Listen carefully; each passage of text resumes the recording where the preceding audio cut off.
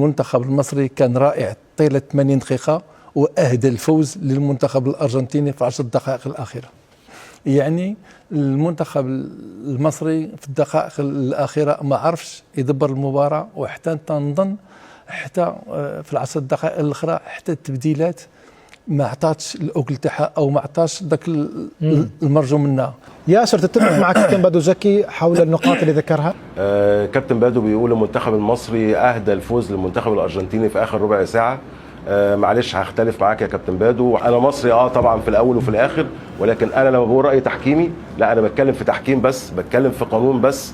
لو جينا قارنا اللعبه اللي حصلت او المخالفه اللي تمت مع محمد صلاح داخل منطقه الجزاء، فهي مخالفه باهمال، زي بالظبط المخالفه اللي باهمال اللي انا قلت عليها برضو، اللي هي كانت في الهدف مصر الملغي، وقلت ان كان في مخالفه في بدايه بناء الهجمه، وان حكم الفار كان تدخله صحيح.